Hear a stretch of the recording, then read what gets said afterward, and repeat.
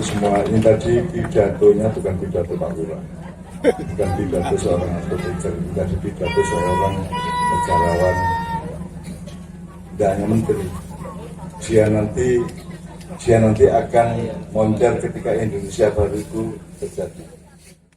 Nanti saya akan mohon kepada Pak Lurah, beliau Ketua BNP ya, Pak Ari, Nak Ali ya,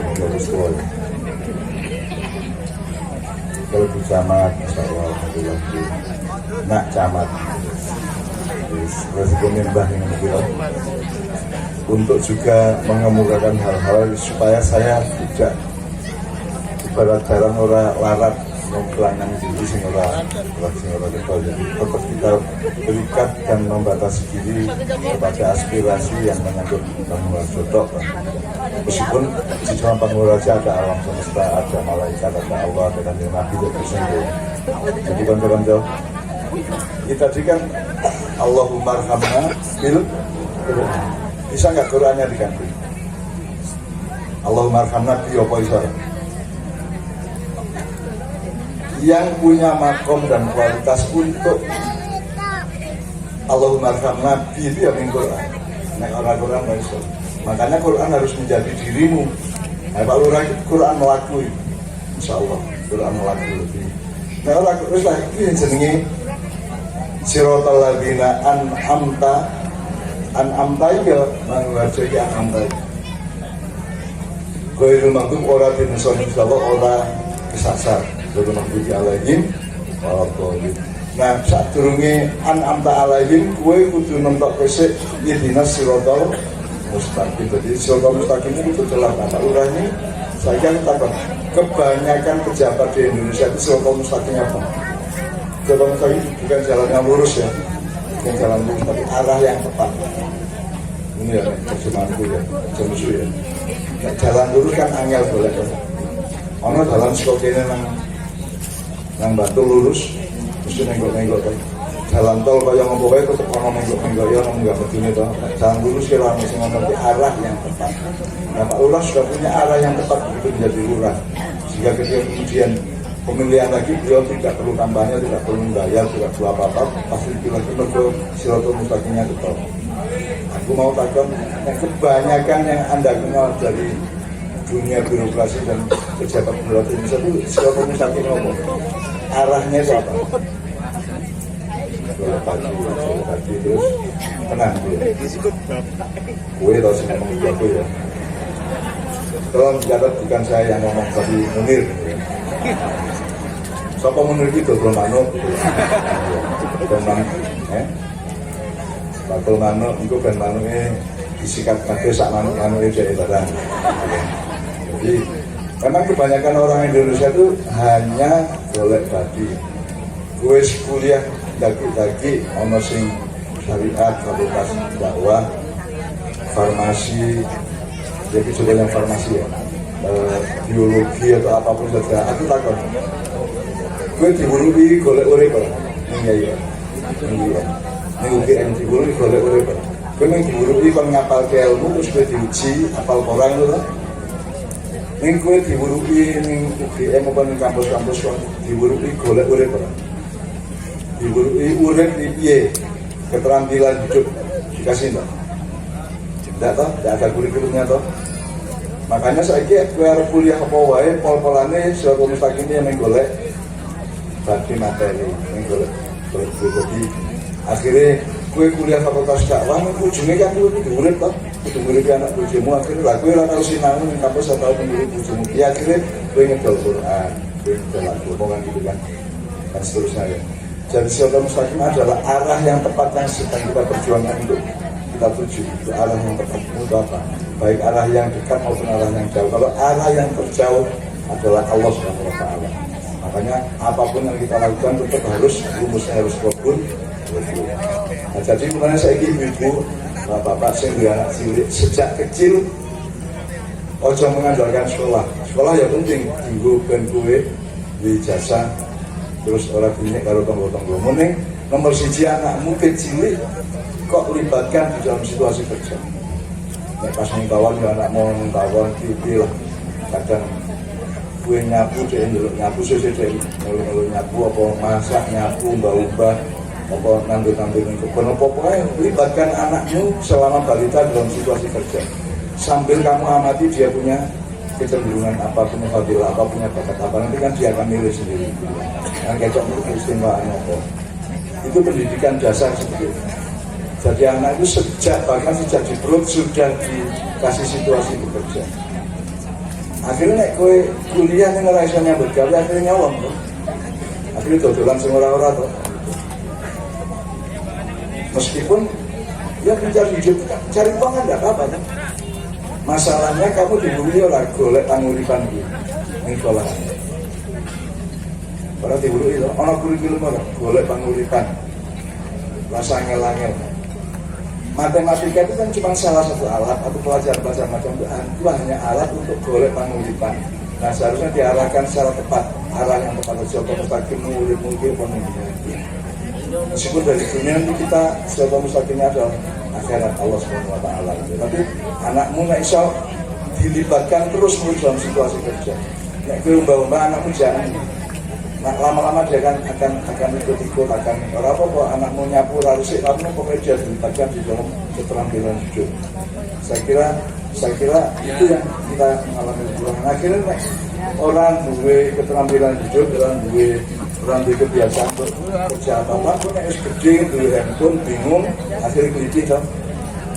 Akhirnya pergolakan pegawaian akhirnya narkoba akhirnya nyabut ini kontonin jalan akhirnya kerengan dan itu karena dia tidak punya situasi kerja. Makanya sejak kecil anak manusia itu harus bekerja. Itu namanya amal soleh. Jadi ini Panuarja adalah contoh dari fal ya'mal amalan solihan. Amal soleh itu selama ini kan amal soleh itu apa? Selama ini amal soleh yang diketahui masyarakat ibadah, terus ibadah itu sholat, poso, untuk sedekah, untuk amal sih ya, misalnya itu amal itu apa? Orang sing ini perbuatan kan suku kan itu kan kosakata. Saya ini terjemahkan secara budaya. Amal itu apa? Kowe urip kudu ngopo? Nek cara Jogja ngopo-ngopo, nek cara Jawa Timur lapo-lapo, nek cara Banyumas ngapa-ngapa. Kowe urip kudu ngopo-ngopo kowe. Mosok ora ngopo-ngopo bluntang-bluntung. Kudu ngopo-ngopo nek cara Jawa Timur kudu lapo-lapo. Ora iku kudu lapo kecil kudu dilatih, biasakan lapo-lapo atau ngopo-ngopo. Doing something itu amal benar. Kita nggak perlu Quran, tidak perlu penjelasan dari para ahli. Nek manusia sing amal, sing melakukan sesuatu, sing ngopo-ngopo gimana? Bedanya apa kalau nek itu manusia? Oke manusia kalau kucing mereka lah. Kucing kan bertikus tenan lah. Aku mau berbujuran tenanan banyak itu loh. Jadi kita jangan kalah sama binatang karena kita ahsanul takdir. Jadi kalau manusia yang beramal berarti dia tuntas, dia sungguh-sungguh, dia total, betul Pak? Dia sungguh-sungguh. Siddiq kalau sifat Nabi Siddiq itu sungguh-sungguh. Salah satu sifat sungguh-sungguh adalah hatinya jujur kan gitu. Oke. Jadi apa? Amal. Soleh ya Pak. Iki yang saya boleh di pengajiannya rodo sinau bareng ini. Soleh yang apik ngono. Nek hasan apik, birun apik, ma'ruf apik kabeh. Bedanya apa? Misalnya khair apik toh? Ya ta'una ilal khair. Khair itu kebaikan yang masih belum ada wujudnya. Kebaikan itu khair itu kebaikan yang masih universal, masih cair. Pokoknya apik kebaikan. Nek ma'ruf itu sesuatu yang sudah dipelajari diarifi bersama sehingga dia seperti undang-undang aturan. Makanya disebut ma'ruf, makanya dia makulun gitu. Iya. Ini amar apa? Baik. Nah soleh itu apa? Soleh itu apa itu? Soleh itu nek ono kancamu kerengan atau ada dua kelompok bertengkar diapakan biasanya diislah, ya kan? Orang bahasa itu bahasa islah itu hurufnya sama dengan soleh, sod, lam dan ha. Istilahnya soleh adalah segala sesuatu yang sifatnya memperbaiki ini. Oke toh, nek bocor, nek gendangnya lo pecah, ganti, gitu kan? Nek kowe sok mendem dia pakai wakil ya besok. Jadi pokoknya amal soleh adalah segala pekerjaan ngopo-ngopo lapo-lapo apa wae atau didikan apa saja yang sifatnya memperbaiki keadaan. Nah salah satu keadaan ini contohnya apa? Yo kampungmu yo iso, kebunmu yo iso, masyarakatmu yo iso. Tapi saya nomor siji untuk tandanya awakmu dhewe to.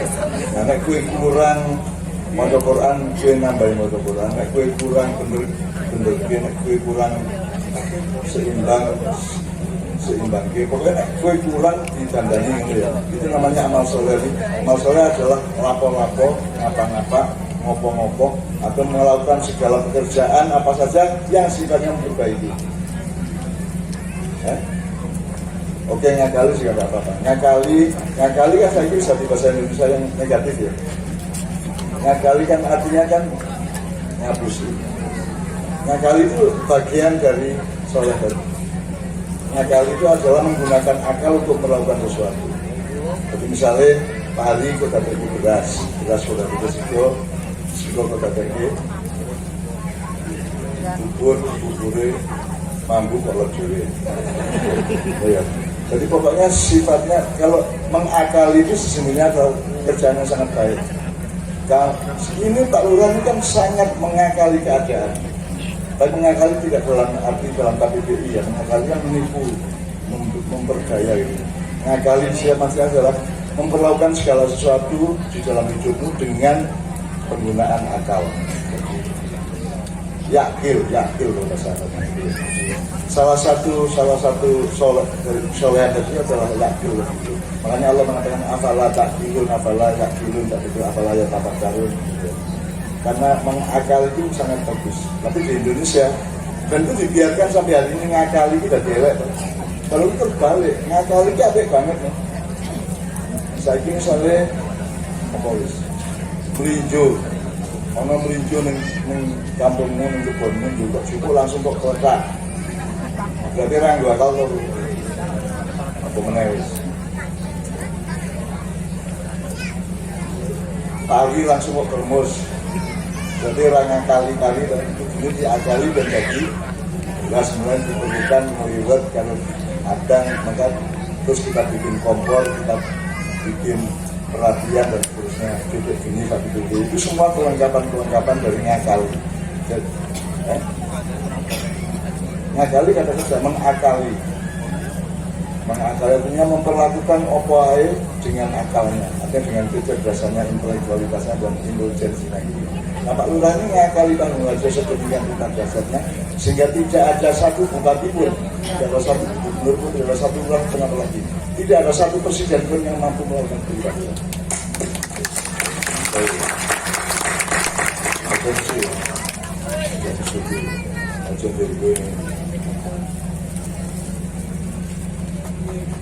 Pokoknya nanti ya soleh ya.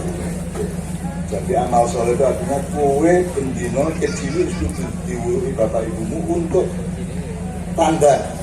Nah, makanya amal ini si contohnya tanda. Itu pokoknya ngopo-ngopo lah. Situasi kerja terus. Saya itu ya salah satu sifat orang kerja kan sergap.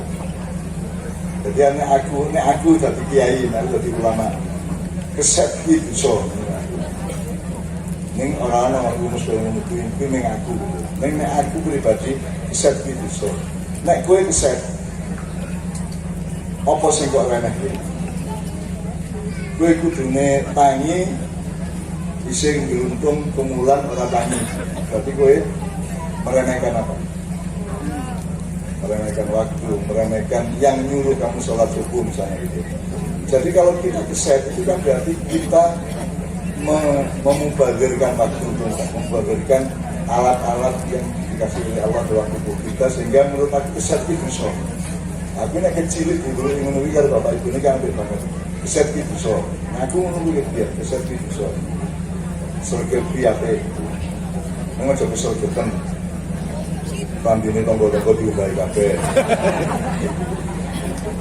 Ya nak ning pandina ini bersih-bersih tombol diturunkan kafe yang bisa kan. Jadi surga bayar rasa kesurgaan. Jadi semua itu harus pas, ojo berlebih. Allah lagi itu muslimin ya. Allah tidak menyukai orang yang berlebihan. Oke teman sekalian, malam ini saya mempersiapkan apa yang kami sebut dramatic reading. Tapi sebelum itu saya mau dulu, aku jaluk kita termasuk merayakan Jogja enggak? Merayakan Jogja kita coba CC Jogja. Jadi ada medley lagu-lagu yang semuanya menghormati dan mencintai Jogja. Katakanlah Bangladesh kan ketemu DIY dan Yogyakarta. Tapi sebelum satu nomor dari CC Jogja tadi, saya kira harus kita dengarkan dulu Pak Lurah sama beliau untuk ikut membuka pembebasan sewa. Assalamualaikum warahmatullahi wabarakatuh. Alhamdulillah wa syukurillah wassalatu wassalamu ala rasulillah Sayyidina Muhammadin ibn Abdillah wa ala alihi wa sahbihi wa mawala wa la hawla wa la quwwata illa billah muqaddah. Namun kan eksekutif kota ini soal kita berkasi Bapak Ibu sekalian, para sepuh, para bini sepuh, para pemuda sepuh, matur nuwun awit wektalipun Mbah. Jadi Bapak Ibu sekalian, secara profesi seperti yang disampaikan oleh Mbak Nun tadi, bahwa saya apoteker. Saya lulus dari Gajah Mada, Fakultas Farmasi, itu setelah 22 semester. Setelah 11 tahun kuliah. Itu kira-kira yang menghabiskan 5 rektor dan 4 dekan. Jadi setelah rektornya berganti 5 kali, dekannya berganti 4 kali baru lulus. Dan insya Allah sampai hari ini masih memegang rekor IP terendah yang pernah diluluskan oleh Gajah Mada. Saya lulus itu dengan IP 2,04. Saya tidak yakin Gajah Mada hari ini meluluskan lulusannya alumninya dengan IP serendah itu. Sehingga di tahun 2005 saya lulus 2008. 2005 itu saya mendirikan namanya Kadugama, keluarga alumni DU Gajah Mada. Jadi kalau Pak Ganjar itu ketua Kagama, keluarga alumni Gajah Mada, saya ketua Kadugama. Masa yang diakui sebagai lulusan Gajah Mada yang keluar dari pintu depan, harusnya yang keluar dari pintu belakang harusnya diakui sebagai alumni. Tahun 2012 kemudian kembali ke desa. Kenapa desa penting? Jadi desa itu adalah masa depan dunia. Di desa kita punya 3 komoditas strategis yang hari ini itu menjadi motif negara-negara itu berperang. Jadi di desa kita itu kita punya air bersih.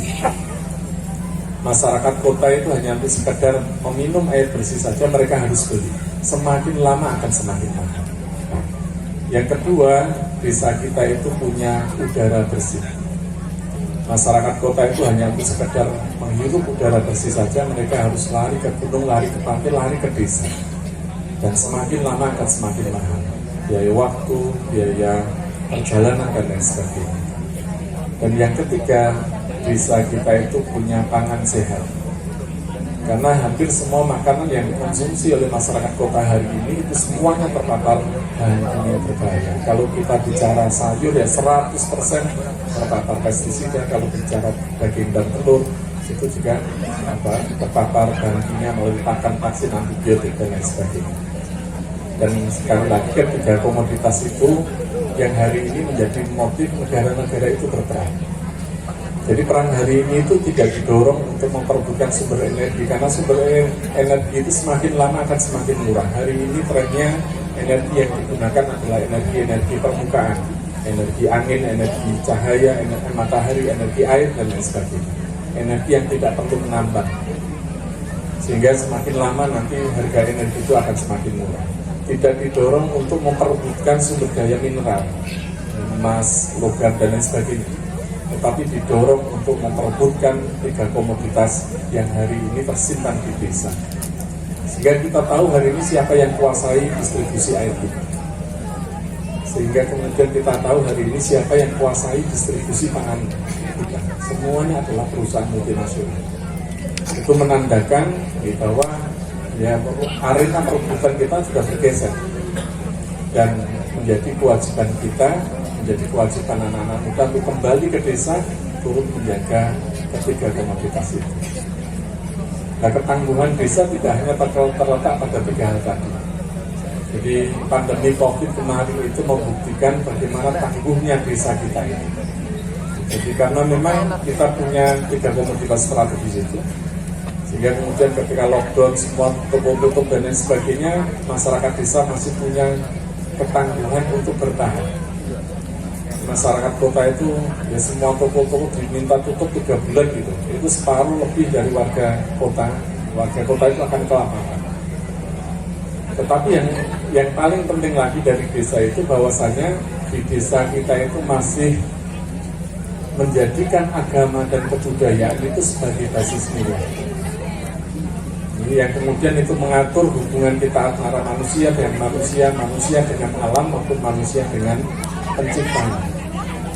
Apakah masyarakat kota tidak memiliki agama dan kebudayaan? Masyarakat kota juga memiliki agama dan kebudayaan, tetapi agama dan kebudayaan yang dipahami oleh masyarakat kota itu adalah berhenti pada ritus, berhenti pada ekspresi kebudayaan, tidak kemudian ditarik menjadi basis nilai. Sehingga kemudian kemarin pandemi itu membuktikan bahwa puncak dari relasi sosial kita itu ada di keluarga. Bagaimana kemudian masjid dianggap tidak penting, ya. Sekolah tidak penting, semuanya dipaksa kembali ke rumah, dipaksa kembali ke keluarga. Itu menandakan bahwa puncak dari relasi sosial kita itu ada di keluarga. Pandemi kemarin juga membuktikan bahwa puncak dari relasi ekonomi kita itu ada di kerjasama.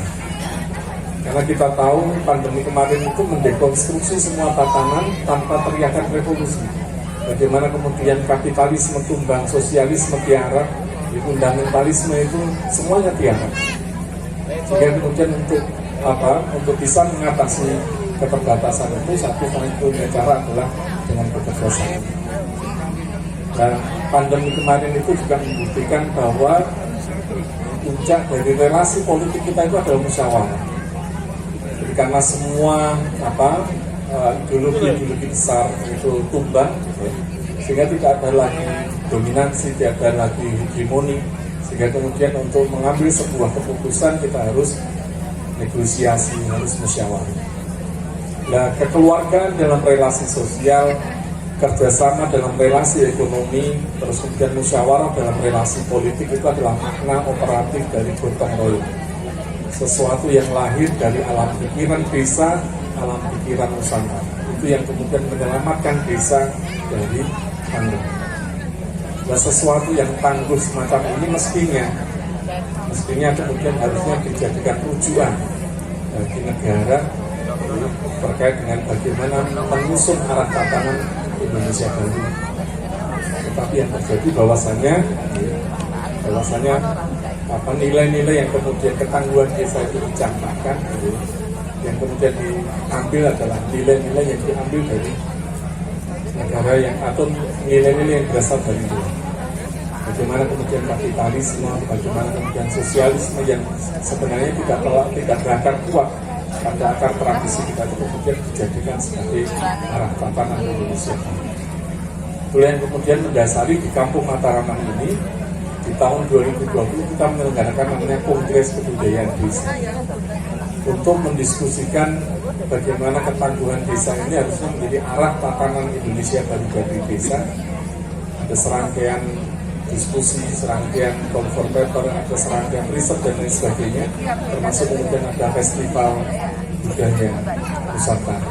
untuk menangkap imajinasi 19 subkultur terkait dengan apa yang mereka rasakan tentang Indonesia dan imajinasi apa masyarakat adat terkait dengan Indonesia ke depan. Yang kemudian itu melahirkan 21 buku arah tatanan Indonesia baru dari desa.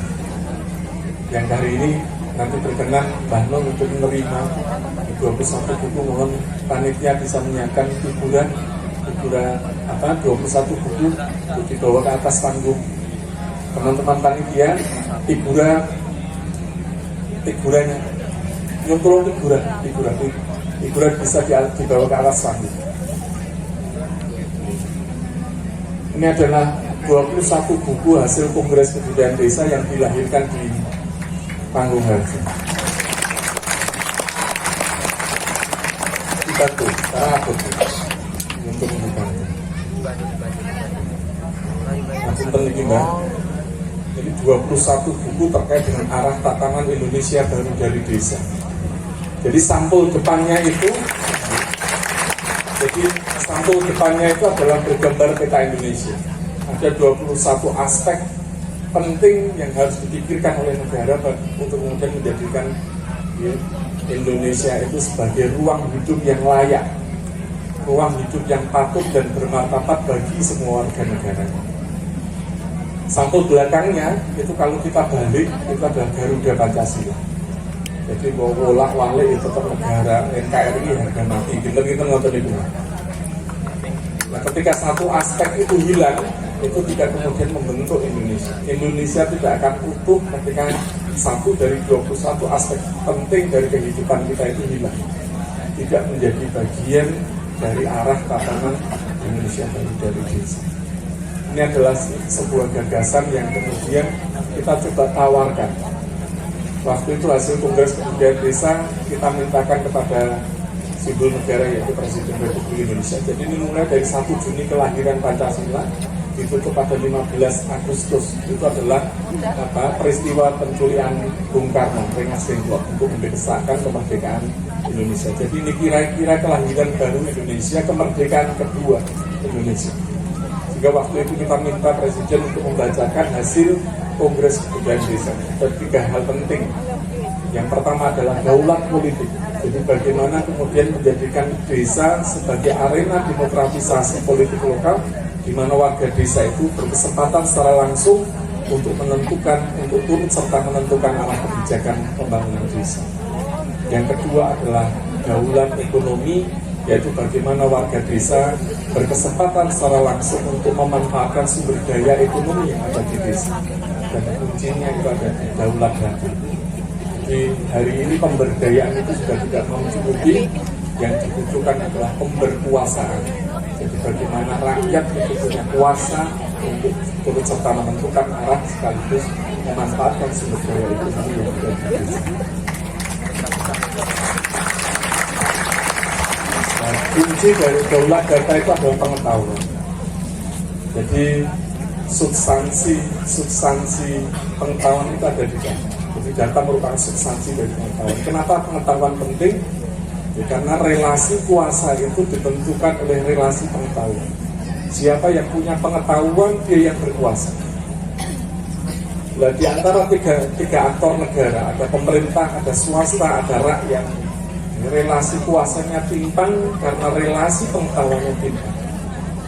Jadi data kita sebagai substansi dari pengetahuan, ketika berhadapan kita sebagai rakyat, ketika berhadapan dengan pemerintah, data kita dihimpun, disimplifikasi menjadi data statistik. Dan data statistik itu berangkat dari kata state yang menjadi alat kendalinya pemerintah terhadap rakyat. Tidak boleh punya anak lebih dari 2 karena populasi kita nambah. Dan ketika kita berhadapan dengan swasta, data kita itu dikomodifikasi habis-habisan, dieksploitasi habis-habisan. Sampai kemudian Instagram itu jauh lebih paham terkait dengan behavior kita, perilaku kita daripada kita semua. Bagaimana kemudian GoFood itu jauh lebih paham makanan kesukaan saya daripada istri saya. Karena data kita dihimpun untuk kemudian disimplifikasi, sehingga daulat data itu menjadi kunci bagaimana kemudian rakyat itu kemudian harus diberikan diaktualisasi lagi pengetahuan. Karena hari ini kita itu hanya mewarisi tanah, tetapi tidak pernah mewarisi pengetahuan. Pengetahuan kita itu dihabiskan habis-habisan oleh negara. Kalau musuh ini, asal musuh ini berarti. Asal musuh ini. Jadi hari ini kita itu hanya mewarisi tanah, tidak pernah mewarisi pengetahuan. Saya berani bertaruh, ya, anak-anak muda, Mas Didi dan lain sebagainya. Siapa yang masih bisa menyebutkan 20 jenis tanaman yang ada di pekarangan kita? Tidak. Siapa yang masih bisa membedakan merica sama ketumbar, masih bisa membedakan jahe dengan lengkuas, masih bisa membedakan antara kencur dan kunci dan lain sebagainya. Nongko dan cepet dan lain sebagainya. Ketidaktahuan kita atas hal-hal semacam itu yang kemudian hanya untuk sekedar masak lodeh saja kita harus beli bumbu instan. Itu kira-kira itu menggambarkan bagaimana kita di Parenggiri mau mas Parenggiri Tangguri lagi Tangguri. Itu yang kemudian dan itu by design. Jadi pengetahuan kita itu sengaja dirusak dan itu penandanya adalah revolusi hijau.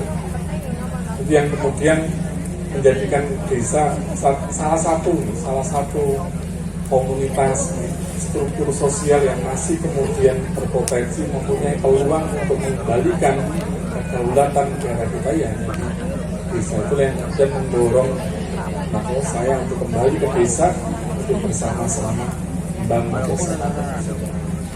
Tapi jauh lebih penting dari itu sebenarnya, saya berkeyakinan bahwa untuk mendidik seorang anak itu dibutuhkan masyarakat satu desa. Jadi untuk mendidik seorang anak itu dibutuhkan masyarakat satu desa. Sehingga apa yang kita lakukan bersama dengan warga desa itu kira-kira ya hari ini sedang mencangkul tanah, menyiapkan lahan agar setiap benih yang jatuh tanah Pangrango ini kemudian punya kesempatan untuk bisa hidup secara layak, secara patuh dan bermanfaat. Jadi apa yang kita lakukan bersama warga desa Pangrango ini adalah dalam rangka untuk melayani masa depan anak-anak kita. Karena apa yang hari ini kita diami itu adalah pinjaman dari anak cucu kita yang tentunya suatu saat nanti harus kita kembalikan. Dan ketika kita kembalikan, mestinya barang yang kita pinjam itu dalam kondisi yang baik. Tidak kondisi mengembalikan barang dalam kondisi yang rusak.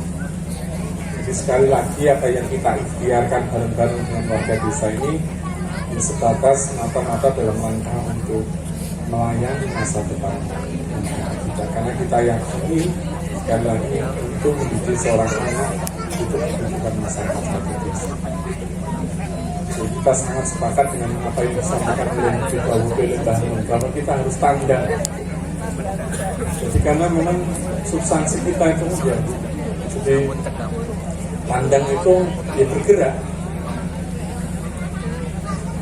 Jadi kalau Einstein itu mengajarkan energi kuadrat, energi sama dengan massa yang dikuadratkan, massa dikalikan kecepatan cahaya yang dikuadratkan. Itu kira-kira mengandaikan semacam ini. Jadi kalau material ini itu bergerak, dia hanya sebagai material, sebagai massa. Tetapi kalau HP ini digerakkan sampai dibesarkan sampai kecepatan 3 kali 10 pangkat 6 yang dikuadratkan, HP ini akan hilang. Semuanya bertransformasi menjadi energi. Nah, orang-orang yang kemudian sudah berada pada level energi itu tidak perlu jauh, tidak perlu perintah, tidak perlu ngomong, kemudian mendorong orang melakukan apa yang kita yang kita memperhati kepanggil Nabi Muhammad, memperhati hidup yang bergaul-gaul Nabi Muhammad sampai hari ini kita masih meyakini kebenaran ajaran itu Nabi Muhammad. Kira-kira apa yang menggerakkan kita energi Nabi Muhammad SAW. Nah, orang-orang yang sudah berada pada level energi lain itulah yang kemudian harusnya menjadi motivasi kita untuk terus bergerak. Gus Dur sudah 10 tahun yang lalu meninggal, tapi sampai hari ini masih saja ajarannya kita yakini. Soekarno, terus kemudian Nelson Mandela, Bunda Teresa dan lain sebagainya, Buddha Gautama dan lain sebagainya, orang-orang yang sudah melampau meninggal tapi sampai hari ini masih kita yakini kebenarannya, kebenaran ajarannya, apa yang kira-kira menggerakkan diri kita untuk tetap meyakini kecuali energi mereka. Jadi kalau kita hanya diam, tidak tanggang gawe, tidak bergerak, ya selamanya derajat kita ya tidak lebih dari batu, tidak lebih dari kayu dan lain sebagainya. Berhenti sebagai massa, berhenti sebagai materi. Tapi kalau kita ingin mentransformasi diri kita, material yang ada dalam diri kita menjadi sebuah energi yang mampu menggerakkan, itu yang kemudian yang harus ada. Saya belajar betul dari Mbak Nun. Jadi kalau kita menjadi energi itu enak. Saat kita menjadi air dibendung, kita berubah menjadi gelombang. Apa gitu? Ketika gelombang disadap, kita berubah menjadi cahaya. Siapa yang kemudian bisa itu tahun 9 sebelum yang tidak lupa juga.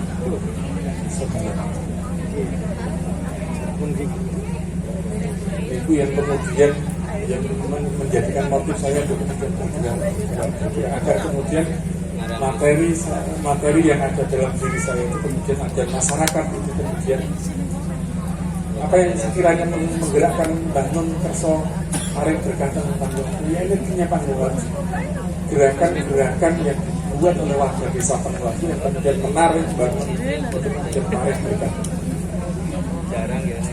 apa yang sekiranya menggerakkan teman-teman Bapak Ibu sekalian itu hadir malamnya energinya pas gerakannya Kinten-kinten ngapain itu Mbak? Kalau batasan dari merokok. Oke, anak-anakku semua, ini tadi pidatonya bukan pidato Pak Lurah, bukan pidato seorang arsitektur, tadi pidato seorang negarawan, tidak hanya menteri. Dia nanti akan moncer ketika Indonesia baru itu terjadi. Nah, Indonesia baru berarti Indonesia ulah yang kayak gitu. Anak baru ini dunia Nusantara. Nah sekarang ibu kota yang sudah dibikin oleh Pak Presiden itu ibu kota apa? Kan bukan IKI toh, tapi IKN toh, ibu kota Nusantara. Jadi itu sebenarnya sudah secara implisit, secara tersembunyi, sesungguhnya beliau sudah dicuri hatinya oleh malaikat untuk mengetahui bahwa nanti akan ada negara Nusantara. Bentuknya monggo, bisa kerajaan kembali, bisa koalisi kerajaan, bisa federasi, tapi sudah bukan Indonesia yang ini. Sekira 10 tahun lagi akan terjadi, dan salah satu tokohnya adalah negarawan kita yang bersampingan satu. Karena yang beliau omongkan bukan hasil sekolahnya, bukan hasil bacaannya, tapi dia adalah buah dari pengalaman dan perjuangannya. Yang beliau menyebutnya tandang tadi dengan frekuensi energi dan frekuensi tadi ya, itu berarti beliau ini adalah penyebar malaikat utama di Jogja. Kok penyebar malaikat ya? Malaikat itu setahu dalam cara berpikir saya, tapi saya tak benar tidak salahnya Allah yang tahu ya. Tapi saya mikirnya malaikat dan setan itu bukan makhluk, tapi dia yang disebarkan oleh manusia dan jin. Jadi kalau sebarannya itu menyelamatkan hidup dan alam semesta, maka itu sebarannya malaikat ya.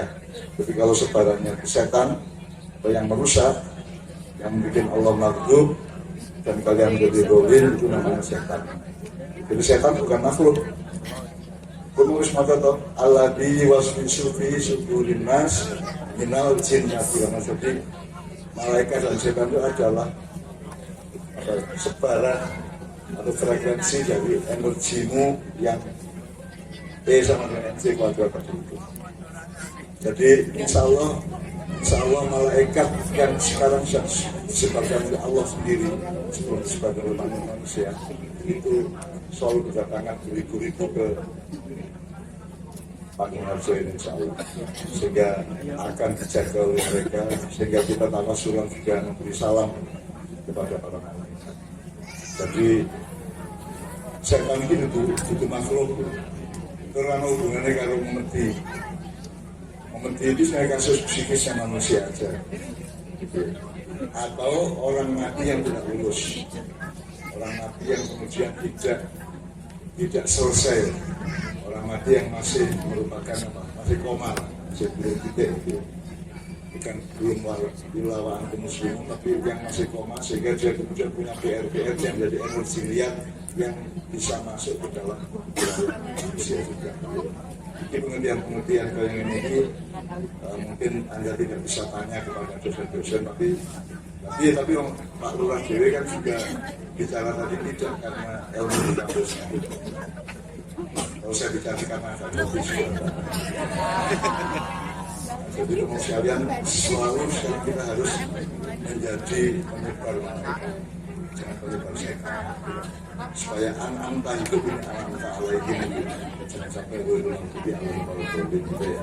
Jadi terima kasih Pak Lurah, Pak negarawan kita. Nanti kira-kira 10 tahun lagi akan terjadi perubahan puncak. Sebelumnya ada perubahan 2 tahun lagi, 5 tahun lagi, kemudian 10 tahun lagi. Mudah-mudahan itulah yang diimpikan oleh beliau, yaitu Indonesia yang disikapi dan diakali sebagai tanah air yang paling subur di muka bumi dan disengaja oleh Allah, dan Indonesia atau Nusantara nanti akan menjadi pusat kemakmuran dunia di mana semua nanti akan lari ke sini, semua penduduk dunia akan menuju ke Nusantara, sebagaimana pernah terjadi pada abad-abad sebelumnya. Daerah Jogja juga utara, sekarang kita selatan Jogja. Jadi aku jorok ke percaya, jorok pemimpin, jorok tenanan gitu. Susuk kita tenanan itu ya rasa kaget, rasa gumun karena beliau sudah merintis emisinya di kuadratkan oleh beliau. Dan itu orang-orang lurah kok pidato kayak mungkin presiden orang mungkin berarti beliau itu memang menghidupkan Quran di dalam dirinya, menghidupkan pengetahuan dan kesejatian kemanusiaannya, sehingga meskipun ini kelihatan cuma satu tempat kecil sebuah desa, tapi ini adalah ibu kota nilai negeri Nusantara. Dia adalah imamnya, imam dari desa-desa seluruh Indonesia. Kalau Pak Nojo takut itu semua akan ikut ini kan takbir ya Allah, takbir ini memang baik sing demo guys, sing wow akbar mereka. Nah, ini ada takbir dari Bang Wajah, insya Allah kita akan Allahu Akbar dalam kehidupan kita masing-masing, dan kue itu akan nyebar di mana-mana. Kue punya urusan, punya tugas, punya tugas, bawalah jiwa Bang Wajah ini ke berjamu di bawah dan menjadi pahlawan. Sekarang saya persilakan beliau untuk juga turun hikmah-hikmah dari sisi baru beliau ya, baru aku ya, sampai ke ini. Jadi, teman-teman saya